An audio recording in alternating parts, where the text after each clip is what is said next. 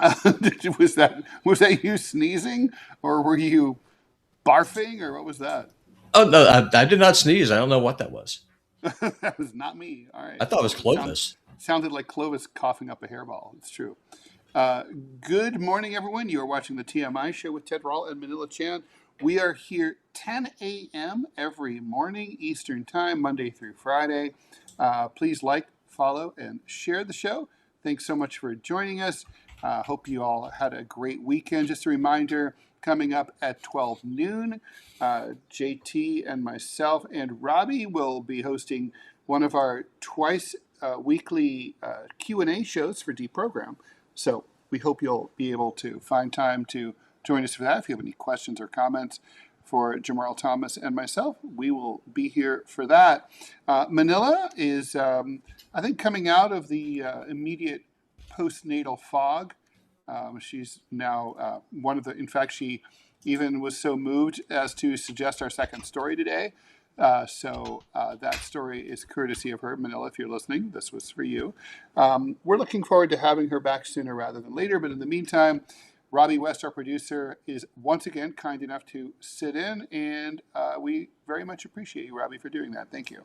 No, I'm happy to do it. Okay, so shall we just get to it? Yeah, let's just do it. Let's just go around and no preamble needed. Clovis already coughed up his hairball. All is well in the world. So we're good. Let's do this. Okay, let's do it indeed. All right, former Vice President Kamala Harris went viral late last week after pushing what many considered several bad ideas in her No Bad Idea brainstorm for the Democratic Party. During a live stream on the Win with Black Women podcast, Harris suggested that the Democratic Party should get an expanded playbook of ideas ahead of the 2026 midterm elections. Robbie, isn't it May? Uh, yeah, but at least Montana's calendar says it's May now. That being said, just because it's May does not mean that we have left winter. It snowed again yesterday, Oh, and wow. it's currently 27 degrees outside right now. Holy So, shit. so Going to be well, 90 degrees here today. yes.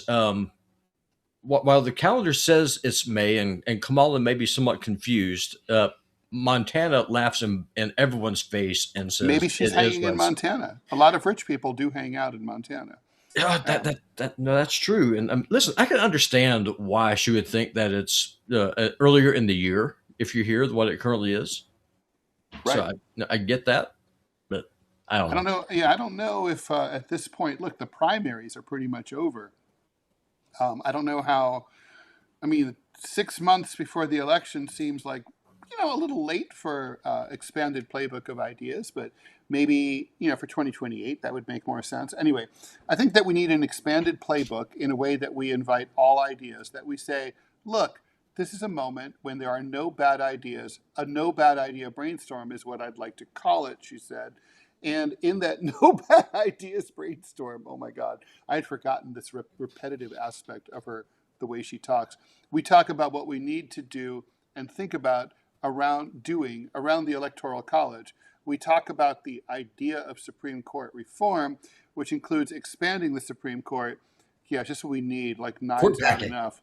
And we invite a conversation about multi-member districts. Harris suggested that if and when Democrats regain the Senate Judiciary Committee should put into place rules to penalize people for lying for Supreme Court justices and nominees. That we agree that it is right to have ethics rules for Supreme Court justices. And let's put those in place. Let's talk about statehood for Puerto Rico and DC. These are the things I think we've got to do, Harris said.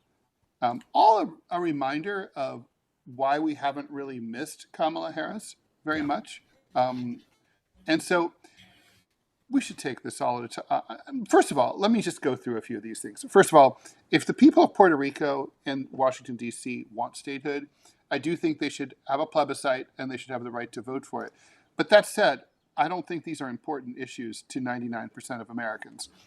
Right now, the economy is ranked as the first, second, and third most important issues, followed by the war, which is impacting, the economy. So it just doesn't seem like a really, she's thinking about a lot of stuff that Democrats in her orbit think about, like packing the Supreme Court, or trying to penalize Supreme Court justices for being less than truthful or whatever. Perhaps these are like, you know, there's something there. I don't think there's a lot there, but what they are not is ideas that like are at the top of people's minds. I mean, what Democrats need, what Republicans need going into the fall, is a slate of ideas that can credibly do something to leave more money in Americans' pockets after they're done paying their bills, after they get paid. And I just don't see either party. Clearly, the Republicans don't care about it. The president's been who's the standard bearer of the party, has been incredibly clear about that. But to the extent that Democrats seem to care about it, Kamala Harris does not seem able to articulate those thoughts, or really any thoughts at all. No. Well, the thing is, I mean, the point that you just made is important. The people of Puerto Rico could become a state. They could. They're a territory. The reason why they don't want to become a state, Kamala, I'll speak very slowly so you understand, is because right now they don't pay federal income tax.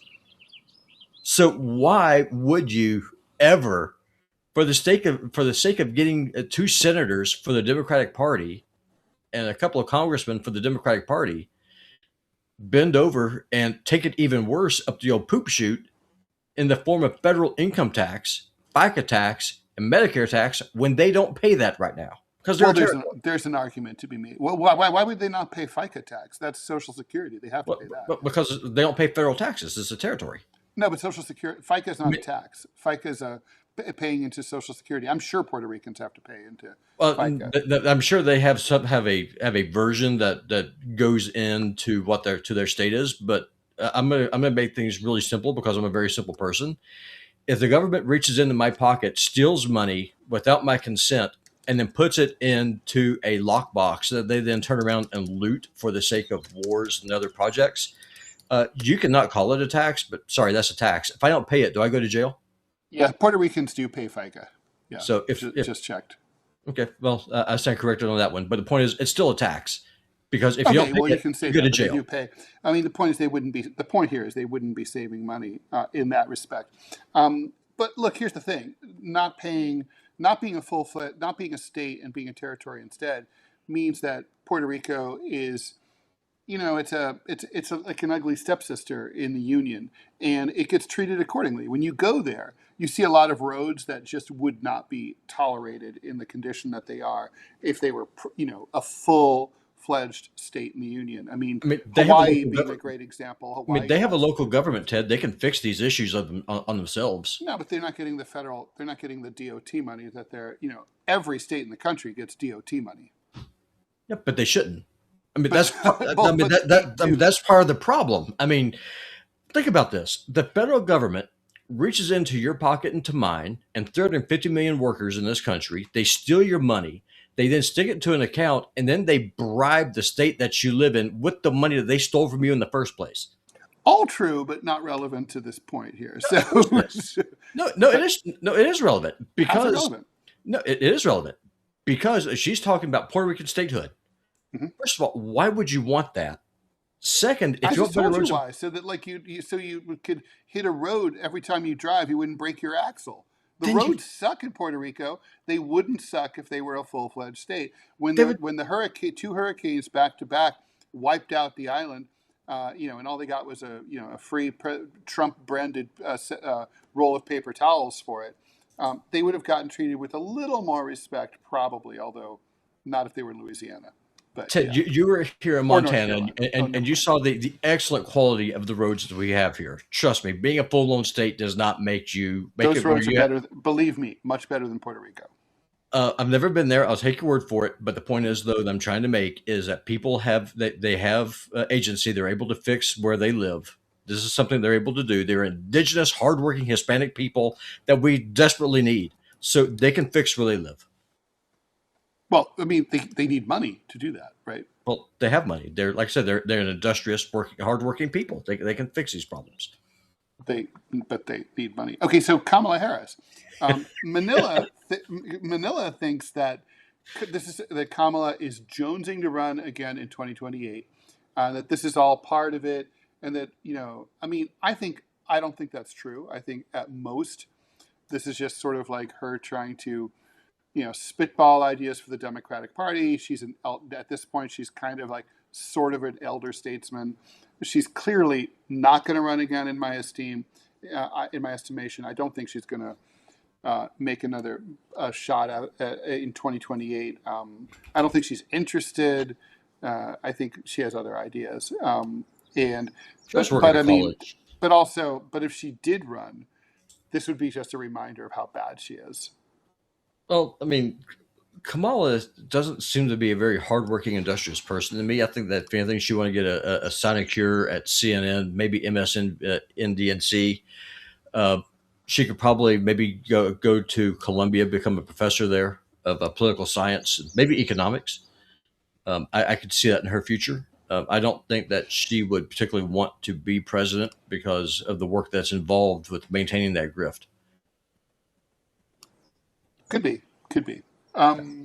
Yeah, I mean, I just feel like, this was, mildly interesting. Also, I can't believe this whole idea. I mean, packing the Supreme Court is really not going to, it's not going to get Democrats where they need to be if every time an appointment happens, it's either under a Republican president or it's under a Democrat who feels like he has to kowtow to the Republicans. Well, to be completely honest with you, I don't understand why we have a Congress or a Supreme Court right now. What does either branch of government do? Not much. I mean, I guess you can always pack it with more seal stampers. Oh, FICA's perfectly fine. That's these are things that you're able to, or the FISA court. Sorry, not FICA. You can have the Patriot Act. You can suppress speech. You can do all these things, and you have all these people who are unelected who serve for life in their fancy little black robes, and that we're supposed to somehow care what they say when they completely ignore the Constitution because, like you, they believe it's a living document, not a dead one. It is, but it is a living document. It would have to be. You couldn't run a country otherwise. You 100% can. You can't run an empire, but you could run a functional federal station. How are you going to deal with things like the abortion pill when back in 1787, the closest thing to an abortion was like punching some pregnant woman in the stomach.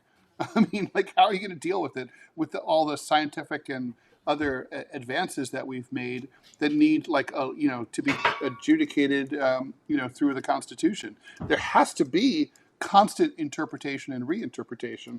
Otherwise, the document doesn't work. No, because you have a union of 50 sovereign states. Listen, if California wants you to have the right to kill your babies and Mississippi doesn't, then outlaw it in Mississippi and it's legal in California. That's the whole point of federalism. Well, and that is the system we have right now for abortion. No, it's not. Post right now. You post Dobbs, yeah. But the point is that states will go in, they'll pass laws with the consent of their voters, then it gets wrapped up in the in the legislature and in the judiciary forever, and then you have judges who go and start making laws. Like, for example, you remember this, Ted? It's probably 10, 15 years ago now, where the people of California voted overwhelmingly that marriage is between a man and a woman. Mm-hmm. And what happened? The judiciary said, "Sorry, Mr. Voter, what you want, what you say does not matter. We're going to invalidate you." They did what the Romanians did. They voted the wrong way. And then you have these people in their fancy little robes, and they gave them gay marriage anyway. Well, so you can't just say that if the voters vote for something, that it's automatically okay under the Constitution. If the voters said we've decided to vote that everyone whose first name starts with an R is going to be executed. It's you can vote for that, but we're not. That's not okay. But that's the difference, though, between a federal system and an imperial system that we have now.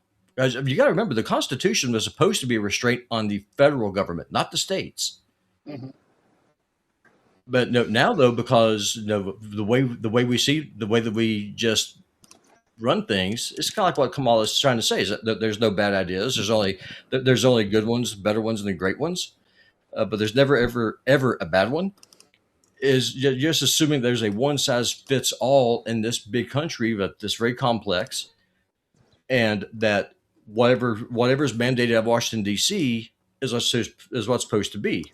We live in states. We don't live in provinces. This is not France. This is not Canada. This is supposed to be the United States. The United States of what? Of America. Why are they states, not provinces? Because it's supposed to be sovereign, independent states. We don't have that. If we did, the federal government would have a lot less power than it's got right now. And if you want to live in a state that wanted to legalize the murder of children, you could have that. If you want to live in a state that didn't, you could have that too. If you want to have a state where you can have fully automatic rifles and drive a tank to Walmart, you could have that. If you didn't, vote your, you can move to the state that reflects your values. We don't have that. No, we do not. And that's the problem. Yeah, well, but we live under a federal system. Let's before we move on, let's talk about this idea, this no bad ideas thing. I mean, I do want to give Kamala credit. I mean, she does right. This is obviously a response to the sense that she and other Democrats and everyone else has that the Democratic Party is bereft of new ideas and needs to brainstorm, right? I mean, so that part is true, right? That part is right. Oh, completely. I mean, all they're running on is that we're not Trump. I mean, seriously, what is their platform? We're not Trump. We are pro-infanticide, and you can be a furry. What else do they have? Other than that, they're the same when it comes to war. They're the same when it comes to spending. They're the same when it comes to screwing over workers. They're the same when it comes to running up to debt. They're the same as the Republicans in every meaningful way. Right. Exactly. So obviously, I guess is there or should there be a way for a party, specifically the Democratic Party, but this could apply to the Republicans as well, to get together and be able to spitball ideas? I mean, in the old days, that would have been a constitution. That would have been that would have been a party convention where that happened. That's not the case now, but. Should parties adopt a mechanism whereby periodically everyone gets together and they discuss this shit and they just try to say like, hey, let's come up with new ideas? Or is it just such a dumb idea because the parties are run by the bosses and that's the way it is and that's the way it's always going to be? Well, the party's run by the donors. I mean, it's just it's just that big old uproar that's going on right now in Utah. No, they're going to build a 60-acre. It's either 60 or 80 acres. I want to say it's a square acre data center in this county in Utah. The people went to the county commission, overwhelmingly raised hell. The county commission ignored them and gave the permit to allow the building of this data center. Why is that? It's because the rails are sufficiently greased, and it's because there is no self-governance in this country anymore. And for Kamala to say, well, we didn't have good ideas, well, here's a really good idea. How about we do what the Constitution says? We don't need a nanny state. Freedom is dangerous. Freedom is inherently a very dangerous thing because that means you have the freedom to make your own mistakes. But here's the thing, though. At least there are your own mistakes, and then you can then correct them as a society. If you have a government that is controlled by oligarchs, who never make mistakes, who believe that they are better than everybody else, who think that they have a divine right to rule the country, then what recourse do the normal people have? Really, there's three. You can get drunk and stoned and just let life pass you by. You can have just out and out rebellion. Yep. So I guess there's two choices. It's either mass suicide or you have civil war. Which one's it going to be?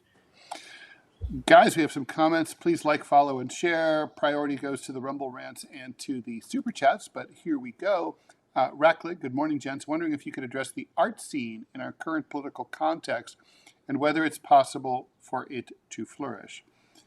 Well, traditionally, the arts have always flourished during times of reaction and oppression. So you would think that they would be now. But many of the cultural gatekeepers are so stodgy and traditionalistic that it's really hard for anything new to break through right now. I mean, look, I'm old, so I'm not in touch with the 20 somethings in like the fine art scene in the galleries in Lower Manhattan or in Brooklyn. But I mean, I don't know. I'm not terribly impressed with whatever I see at like the Whitney Biennial or whatever. Um, Movies seem to be not so great right now. Music is not so great. Cartooning is not so great. I don't know. Things aren't doing too well. What do you think, Robbie? It's just imploding. It's not there. People are just I don't know, man. It's just like there's no vision. It's just apathy and surrender. John Uh, D. Cockefeller. I'm all for calling out Trump, but I'll be damned if I'm going to sit here and pretend that Harris wasn't and isn't a complete fucking moron. Agreed. Ted, I have a question for you. You've been to China, Mhm. and I've been thinking about this a lot over the last couple of days. And I want your honest opinion about something, especially in this conversation about federalism and states' rights and territories and all this other stuff. Mhm. As a man who's been to China, Mhm. is China a freer nation than the United States is today? It depends. So there's a lot of surveillance. Let's say you and I were hanging out in a bar, and you said, "Hey, come back and let's take the party back to my place." We would pass a block cadre who might stop you and question you and ask who I am and demand to see ID. We certainly would pass a cadre in the lobby of your building, and probably a floor lady who also would all be reporting your every move, who you're associating with, and asking a lot of questions about that. That's very intrusive. And there's other aspects of Chinese society in the schools and in the workplace where if you're not towing the line, they're watching you very carefully. On the other hand, um, poverty and repression that we have in this country, for example, if you're a pro-Palestinian student and you can be expelled from college for expressing the idea that genocide is evil, um, that you're not going to have in China. I think it's basically about the same. The net, I'm going to sort of give the point in terms of overall quality of life, which is not what you asked me about, but to China, because it's an up and coming country, every year feels like quality of life is improving, cost of living is dropping, vis-a-vis your income, and it's just better. Whereas the United States is circling the drain and things just keep getting worse. I mean, I don't know. I don't know if that's a satisfactory answer to your question. It sounds like China. It sounds like you're describing that China they're more honest about their authoritarianism if that's That's it. if that's the case. That's So it. I honestly don't know. I know that if I You're was better off if you know the state is following you, right? Because then it's like, you know to watch what you say and you watch what you do. yeah, Here, you don't know to do that, but you well, should. here we're lied to. Like no, we have no, we have the Patriot Act. We have all this other stuff. We're being surveilled on all the time in violation of the Constitution. If you're going to live in an authoritarian state, the United States is doing it in the worst possible way because they're lying to you about how much you're being controlled. I'd rather live in a honest one where I at least know what the rules are. Me And too. if the difference is I have to give up freedom that I don't have to have a chance to be able to get married and have a bunch of kids and not go into debt if my wife gets sick. It, I think if I was 20 years old and just starting life again, if there was a Robbie 2.0 reboot, I think I would move to rural China, get myself a farm, and just live the dream. All right, let's move on because we have more to move on to. Okay, you mentioned AI license plate readers. Off we go.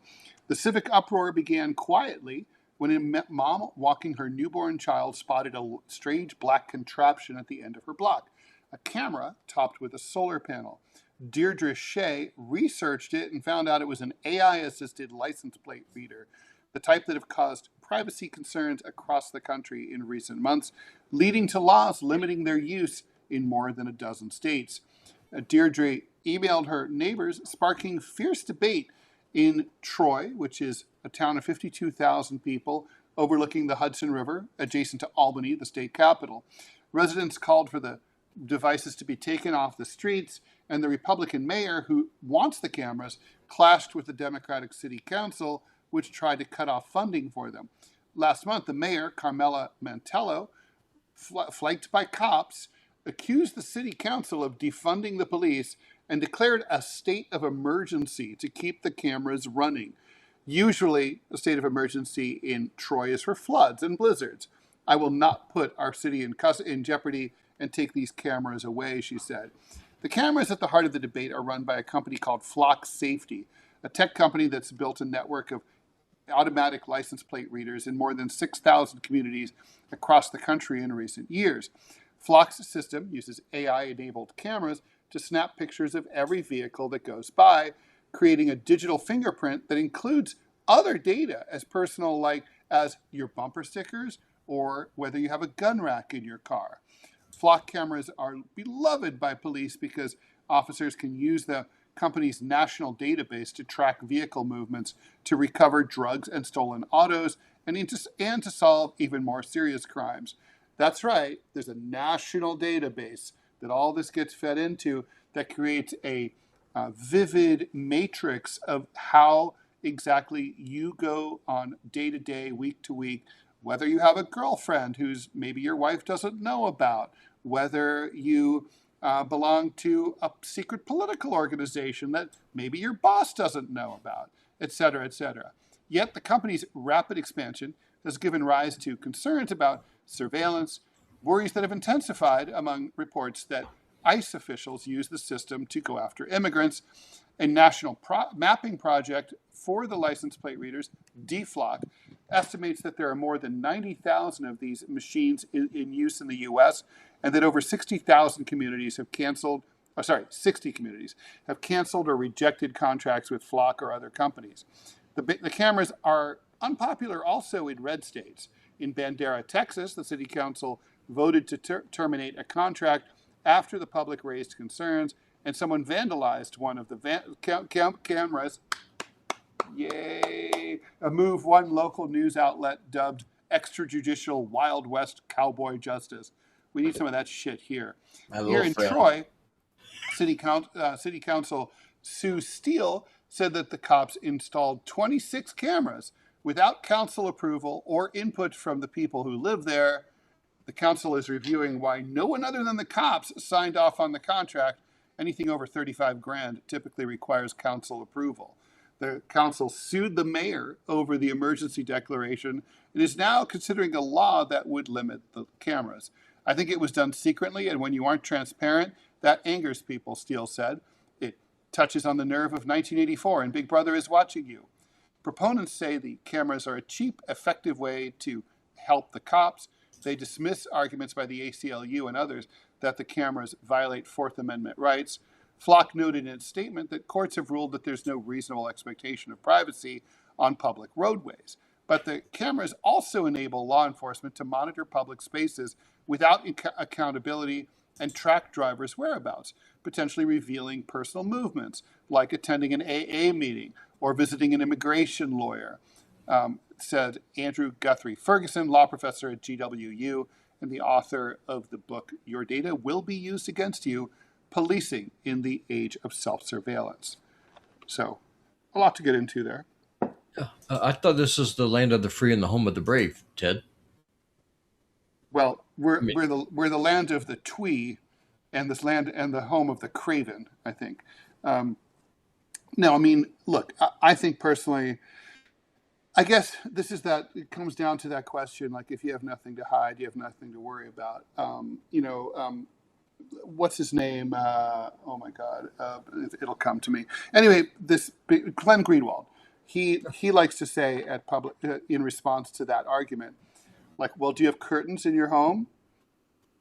Yes. Now, Does that mean that you're like doing anything illegal in your house? Probably not. Point is, human beings need and want privacy, even though they're not necessarily doing anything illegal. Going to an AA meeting is not illegal. And if you go to an AA meeting, you shouldn't have this be recorded by the cops. I mean, it's the kind of data that even if you trust the current government, you have to remember, this government may not be the government forever and ever. And what's going to happen when that government changes? And let's say they're like, well, we want to go after all gun owners. And so it's like they track all the people, like, let's do a filter for everybody who had a gun rack in their car, or maybe an NRA bumper sticker. We'll track them down. That could happen. Yeah, it's like any data that's accumulated like this, it's very powerful, and it can and will be abused. I mean, this is where my right-wing reactionary stuff comes in. The government is required to give me due process if I'm accused of a crime. If I'm not accused of a crime, the government has no business whatsoever to be looking at to be watching me in the first place, because no charges have been brought against me. So the government, by definition, has no right whatsoever to be looking at you or me or anybody else, because what you're doing is that you're doing a fishing expedition in the hope that you catch me doing something wrong, or in the hopes that I somehow become a undesirable menace to society, in which case you can then make my life a miserable living hell, even if I'm not breaking a law. That is not a power that any representative government should ever have over its people. Because this is the whole slow creep to authoritarianism, right? It's just like, well, I'm okay. I'm not having a problem. I'm being a good little boy. I'm not making waves. Do whatever you want. I don't need freedom. All I need is safety. And it sounds like that's what they've got in China. We have breaking news. So it turns out that let's see here. The judge in the Luigi Mangione case has thrown out some of the most key evidence against him. Mangione was captured in Altoona, Pennsylvania, at a Mickey D's after a manhunt. And when the police arrived, they searched his backpacks without getting a warrant, and therefore that evidence should be excluded. The judge agreed. So basically, in there was that notebook, the silencer, and the gun that was apparently used in the shooting of the United Healthcare guy. The prosecutors. So basically, according to a professor of law at Fordham University, the prosecutor's case can still go on because they still have DNA found from the cell phone and a water bottle, but it's definitely going to be a major setback for the prosecution. Good. They should throw the case out. I agree. I mean, the thing is, this is another example of like, cops never follow the rules, right? I mean, they just don't do what they're supposed to do. They knew. I mean, I don't understand why they literally just couldn't sit tight. These Altoona, like, local yokels. Why couldn't they just sit there and be like, this is the guy, we'll wait for the warrant, and we'll just sit here. And if he wants to leave and we don't want to arrest him, we'll just follow him. And then we'll get the warrant, and then bang, we'll search his backpack. Why be like, well, why imperil your entire case by violating the Fourth Amendment? Yeah, I mean, that's my whole point with this whole thing about the cameras, about what your brethren up there in New York are doing. Why would the people ever consent to this? Wait, they didn't. This is something that the mayor did, and this is something that she did because it was the mayor. Right? With the license plate readers, yeah. Mm-hmm. Yeah. So it's the same thing. It's just like what happened there in Utah. The citizens like, no, we don't want this data center here. We don't want to live in a surveillance state. Leave us the hell alone. Stay out of our life, which if you are a right-winger is by definition what you want. That's what I want. I want a government that's so small I can drown it in a toilet if it gets out of hand. And we are getting the exact opposite of it. We are getting a surveillance state, big government, and authoritarianism in the name of freedom. I don't know how that works, but that's where we are. If I'm going to live in a authoritarian slash communist country, for lack of a better term, at least be honest about it. Let me know what Right. the rules are. Yeah, no, I agree with you. So, yeah, I mean, these license plate readers they're really nefarious. By the way, other aspects that are spying on you as a driver that you might not be aware of is you don't have toll roads in Montana, right? Nope.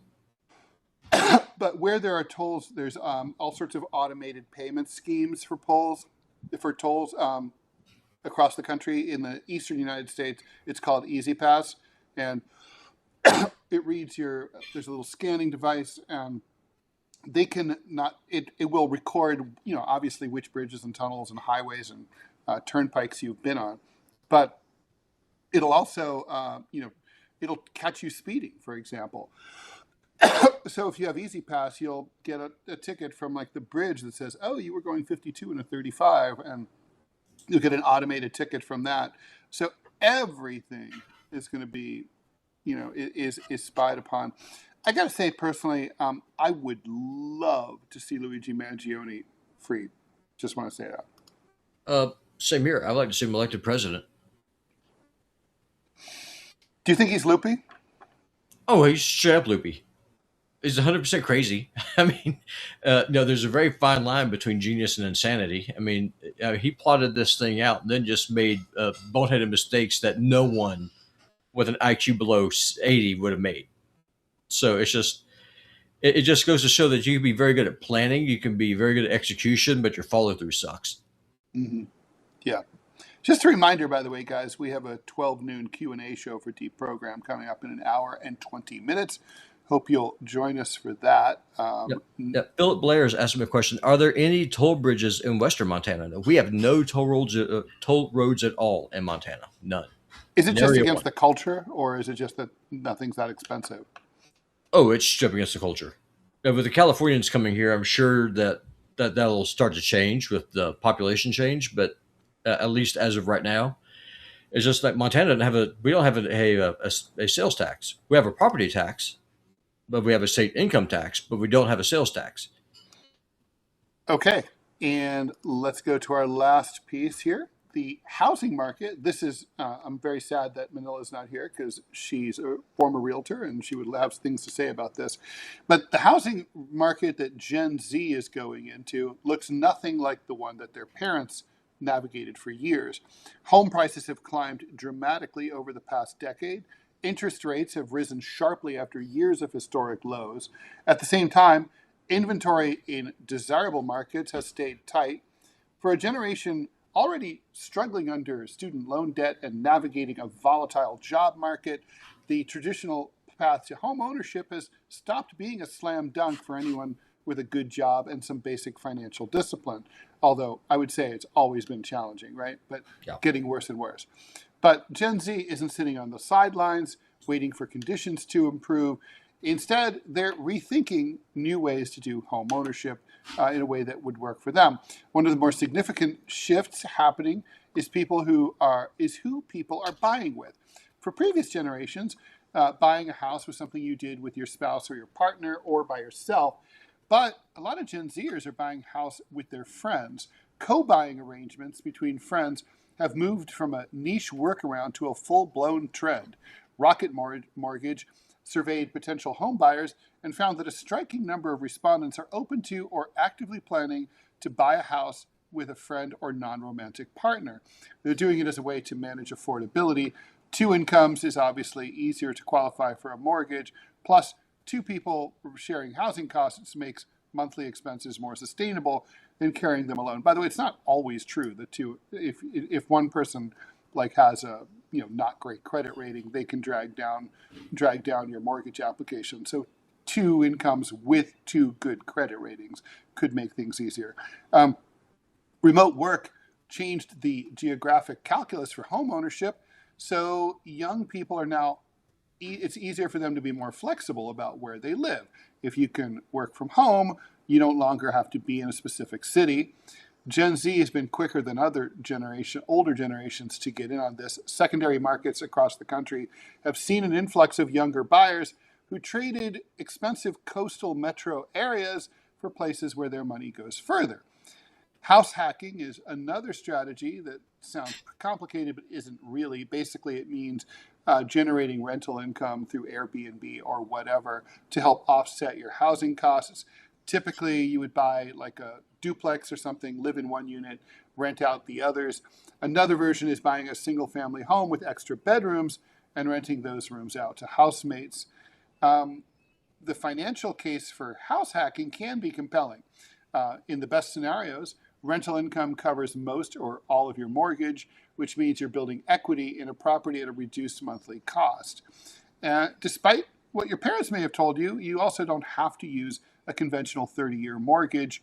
Many are starting to realize this, which allows them to explore some alternative options like FHA loans, Veterans Administration loans, USDA loans, which are for rural and suburban areas, and state and local first-time buyer programs. And that 50-year mortgage that Trump is pushing out. Right, which will only be inflationary. That's true. Yeah, awesome. Now, it's just home ownership is more and more a pipe dream. Is a unicorn that people chase. Mm-hmm. But it's just not realistic. Wages don't support it. It's because of all the inflation. I think it's probably one of the places where you and me disagree on economics. I believe in the old classical definition from the 1800s that inflation is expansion of the money supply. It's not raising prices. Rising prices is a symptom of inflation. Correct me if I'm wrong, but I think that you believe that inflation is rising prices, and that money printing. Because you can totally have inflation without increasing the money supply. Yeah, but I think the more money that you create, that money has to go somewhere. Well, that will have an inflationary effect. Yeah, for sure. And so I think it's just our entire system it's going to implode. It's going to. How can it not? Well, and even if you think about, like, for example, this article, right, which is like trying hard to be optimistic, right, about a very dire situation. That said, okay, let's just say everybody does this, right? Let's say everybody buys a house that they can't really afford, but they offset it by an Airbnb expense or whatever, or you buy with a friend.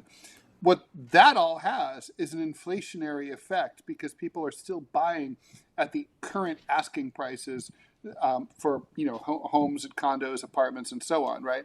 And so the only thing that would actually bring down housing prices would be greatly reduced demand. And you could affect that, for example, by prohibiting these giant corporations from snatching up hundreds of houses in the same neighborhood and turning them into rentals. You could do that, but it doesn't seem like there's much appetite for that, and it seems like it goes against a basic tenet of capitalism, which is if something's for sale, it goes to whoever has the money to pay for it. So this is definitely not a solution. This is a workaround, and the workaround only makes the problem worse.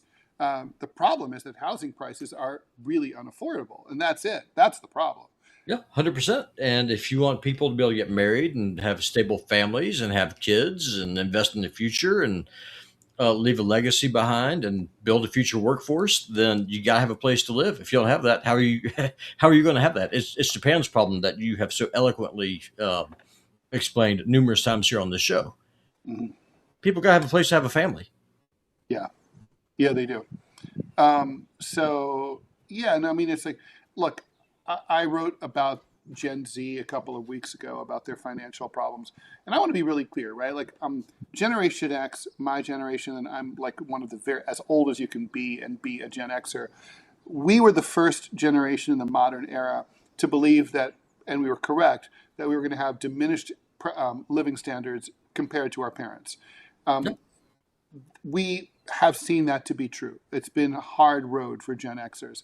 That said, the cross that's to be borne financially by Gen Z is a lot heavier. It is a lot worse. I mean, we came out with you know, thousands and thousands of dollars in student loans that took us in some cases 20 years to pay off. These kids are coming out with tens of and even hundreds of thousands of dollars in student loans that they will never be able to pay off. We could declare bankruptcy and discharge our student loans. These kids, they can't do it. They're, you know, even if they declare bankruptcy, they still owe these massive student loans. And relatively the cost of living is so much higher. Incomes are so much lower than they were. And it's things, I want to be clear, things sucked ass for Gen X, and So much worse now.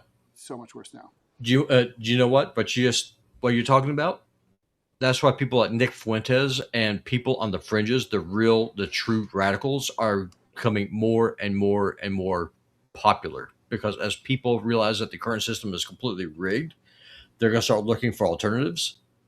And those alternatives, I don't know what that's going to look like, but I mean, it's toxic to the current system. Yeah, I would agree with that. Yeah. Well, so, I mean, it's a doom loop, right? I mean, it's Yeah, like, for sure. you know, you do the workaround makes things worse.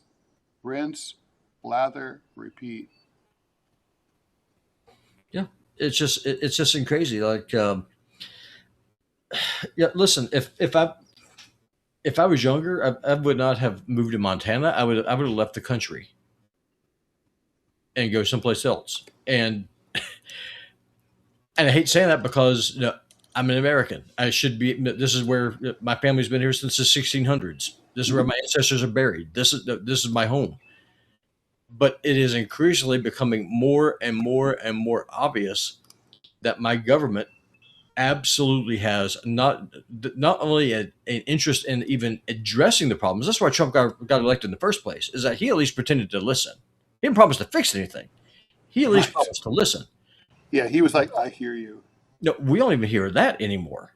And so then what happens if you have this huge complex country with a government that actively hates its citizenry? Well, Mm-hmm. that's how you get Rome. That's True. the problem. Mm-hmm. Yeah. Yeah. Now, do you think our oligarchs, do you think they understand what's happening, or do they just don't care? I think it depends on which oligarchs you talk to. There's a division in the ruling class, right?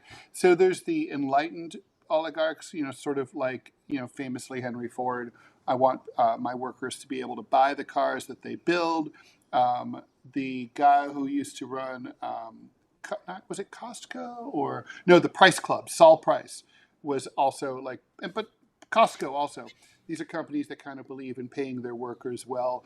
UPS believes in, if you're talented and you work hard, they give you, you know, substantial raises in quick order so that you know, their best and their brightest can end up, you know, making a decent living fairly quickly. That's one approach. Then there's the other approach, which is the, you know, bleed 'em dry Jeff Bezos approach, which is frankly more common. Last week, you and I on this show read a story. We talked about a story about a company where the CEO sold, he retired, he sold his company for $1 billion and shared a substantial amount of that with his former employees. And, you know, to me, what was remarkable was the fact that it was remarkable. That's not really normal. Right. I think the point is, I think there's a division of what, as Marxists would say, there is a division in the ruling classes. Some of them think and understand that if they don't want to end up hanging from lampposts one day, they don't want to see a guillotine in the middle of Times Square or the National Mall. They're going to have to make life a little less shitty for the rest of us. They get it. They want to keep their prerogatives. Some of them may actually even view their other citizens as human beings and fellow Americans that they care about and want to not fuck over. Some of them, but unfortunately, there is a huge majority who don't view it that way, and there's not enough of them to save the system. I mean, there's too many of them and not enough of the former group who are enlightened enough. You know, like FDR famously saved capitalism from itself by forcing big capital to build a safety net to protect Americans when they were in trouble. That's Well, Teddy Roosevelt did that too with the chest busting. he did. Yeah. And he was a Republican. Yeah, but the Republican Party was the liberal party at that time. Yeah, I know. But if you point that out though to modern day Republicans, like, oh, he was a Democrat. No, he was a Republican. Yes, yes, but that's sort of like when today, online you'll see like, Republicans say like, well, the Democratic Party, they were in with the KKK. Yeah, and the Democratic Party was not today's Democratic Party. Not that I like today's Democratic Party, but they were the right-wing party at the time. Yeah, well, I know what President Johnson said when he signed the Civil Rights Act. You know what he said. Oh, Lyndon, not Yeah. Andrew. Yeah, Yeah. Lyndon Johnson. He would. He said. He said we've lost the South for a generation or more. Well, he said that also. We're got to be careful because we're on YouTube. He said we'll own those ends for 100 years. That was part of it. Yeah, Yeah, but he did 100%. say we'll lose the South. It was a trade-off, right? Yeah, but he didn't need the South. He needed the urban North. But then the Republicans. But yeah, and then Bill Clinton kind of got the South back, sort of, right? Or Jimmy Carter did the Southern governor strategy. Yeah, it's just I don't know. I don't know where things stand. And me and Thomas were talking last night, and he's like, Dad said, do you think I'll be able to buy a house, get married, and have a bunch of kids? I have no idea. I said, you need to get married and have a bunch of kids. That's something you got to do. There's nothing better than that. But if you're going to be able to own your own place, if you're just going to rent like we do right now, I have no idea. More and more, that's just not in the deck of cards.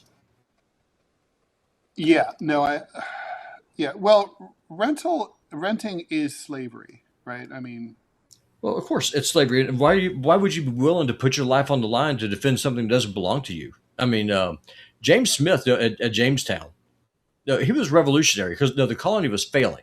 So he came up with this idea: let the colonists actually own the land that they're working. They'll work harder, and you're going to have a functional colony. He was right because people have ownership. That's why co-ops are a thing. You have ownership in the system. You have ownership in the structure. Right. If you're just renting, if you're a helot, then you're not going to be thankful to the Spartan that manages your farm. You're going to resent him. That's true. And that's where we are right now. Yeah. Sad, but true. Well, I think we should leave that there. Ted, you might be turning me into a communist. Well, I'm hoping that's been my plan.